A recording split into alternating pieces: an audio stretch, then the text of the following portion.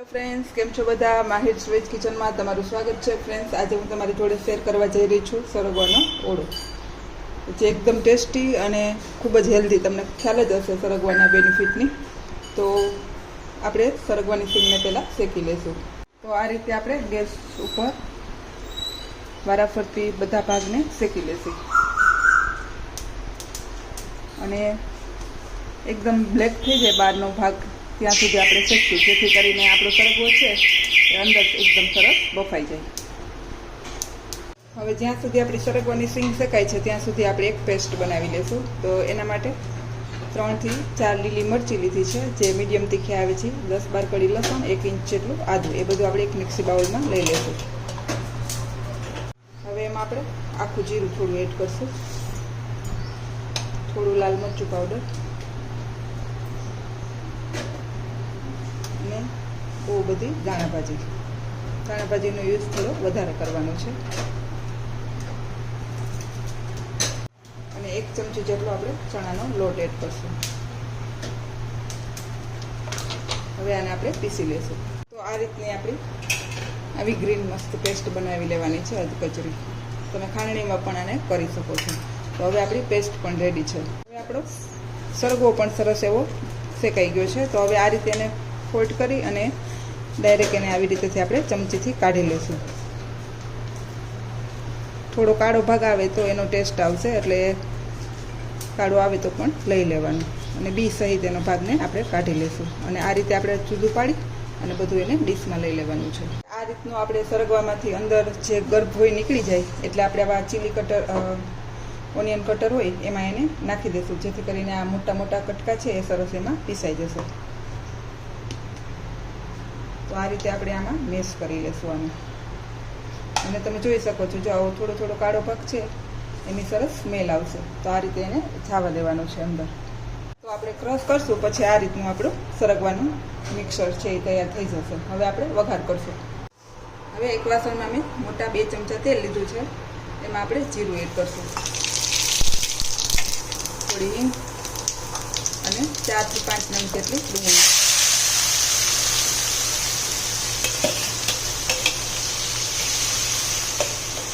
ડુંગળીને આપણે થોડી ગુલાબી થાય એવી સાંતળી લેવાની છે.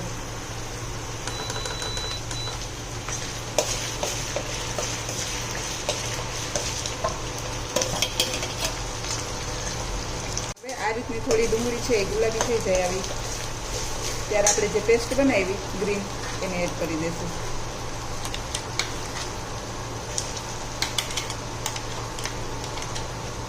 પેસ્ટમાં આપણે ચણાનો લોટ એડ કર્યો છે 1 ચમચી જેટલો.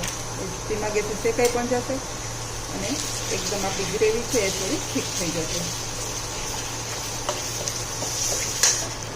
હવે આ રીતનું પેસ્ટમાંથી તેલ અલગ થઈ જાય એટલે જે આપણે મિક્સી બાઉલમાં પેસ્ટ બનાવી એને ધોઈ અને થોડું પાણી એડ કરી દઈશું, જેથી કરીને આપણો ચણાનો લોટ છે એ સરસ પાકી જાય અને ગ્રેવી થોડી ઠીક થશે. હવે આપણે સૂકા મસાલા એડ કરીશું. થોડી હળદર પાવડર, 1 ચમચી ધાણા જીરું પાવડર, લાલ મરચું પાવડર આપણે પેસ્ટ બનાવતી વખતે નાખ્યું હતું અને તીખી 3 મરચી નાખી હતી, 3 થી 4, જેથી કરીને લાલ મરચું પાવડર પણ આપણે થોડું ઓછું નાખીશું. 1 ચમચી જેટલો લાલ મરચું પાવડર નાખવાનું અને મોટા 2 ટમેટાની ક્રશ કરેલા છે એને એડ કરી દેવાના છે. અને ટમેટામાંથી પાછું પાકી જાય અને તેલ છૂટું પડે ત્યાં સુધી સતત આપણે એને પકાવવાનું છે. તમે જોઈ શકો છો, ફરી પાછું આપણું ટમેટા પણ પાકી ગયા છે અને ગ્રેવીમાંથી તેલ રિલીઝ થઈ ગયું છે. તો હવે આપણે જે સરગવાનો પેસ્ટ કરી એને એડ કરશું. તો આ રીતે આપણે બધો સરગવાનો પલ્પ જે રેડી કર્યો છે એને એડ કરી દઈશું. હું અત્યારે 10 જણાના માપનો ઓળો બનાવું છું. તમે તમારા માપ મુજબ વધુ ઓછું કરી શકો છો. લાસ્ટમાં આપણે 1 ચમચી મીઠું નાખીશું આખા ઓળાના ભાગનું. અને ઓળામાં આપણે કાઠિયાવાડમાં તેલનું પ્રમાણ વધારે હોય છે, પણ સરગવો તાસીરમાં થોડો ગરમ હોય અત્યારે ઉનાળામાં, તો આપણે થોડું બટર એડ કરશું. તેલ ઓછું અને બટર વધારે એડ કરશું. તમારે તેલ વધારે પસંદ હોય તો તમે તેલ પણ વધારે એડ કરી શકો છો.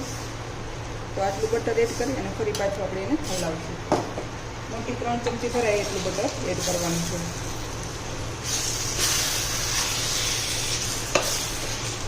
ત્યાં સુધી આપણું બટર છે સરસ ઓગળી જાય ત્યાં સુધી એને હલાવતા રહેશું. તો હવે છે આપણો ઓળો સરસ બટર ઓગળી ગયું છે અને મિક્સ થઈ ગયો છે. હવે એક આપણે તડકો કરશું ઉપરથી. એ બિલકુલ ઓપ્શનલ છે, પણ એ કરશું તો ટેસ્ટ ખૂબ સરસ આવે છે.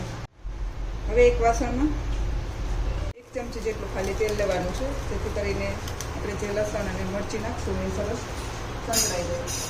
આપણે વધારે તેલની કોઈ જરૂર નથી, પણ ખાલી તડકા માટે 1 ચમચી તેલ લઈશું.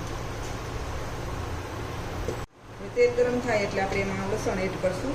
5 થી 7 કળી ઝીણી સમારેલી.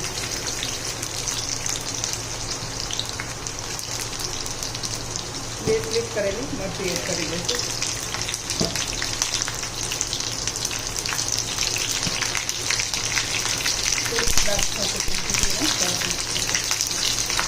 અને 1 ચમચી મરચું પાવડર.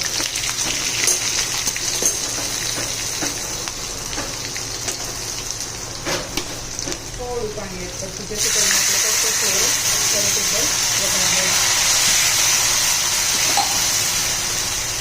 ડાયરેક્ટ હવે આપણે આપણા ઓળા ઉપર એડ કરી દઈશું.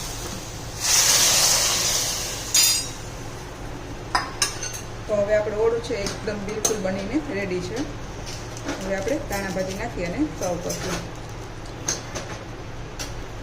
એક વખત આ રીતે ઓળો બનાવવાની ટ્રાય કરજો. ચોક્કસથી ખૂબ જ સરસ ટેસ્ટી અને તમે બીજા બધા શાક ભૂલી જશો એવું સરસ બને છે. તો હવે આપણો ઓળો છે એ બનીને રેડી કરશું. હવે આપણે સર્વ કરશું. તો ફ્રેન્ડ્સ, તૈયાર છે મારો સરગવાનો ઓળો, જે મેં રોટલા જોડે સર્વ કર્યો છે. તમે રોટલી, ભાખરી, પરોઠા કોઈ પણ જોડે સર્વ કરી શકશો. ખૂબ જ ટેસ્ટી લાગે છે. તો આ રેસીપી બનાવવાની ચોક્કસથી ટ્રાય કરજો. અને મારી આ રેસીપી પસંદ આવે તો લાઇક કરજો, શેર કરજો અને સબસ્ક્રાઈબ કરવાનું ભૂલતા નહીં. Thank you. બાય.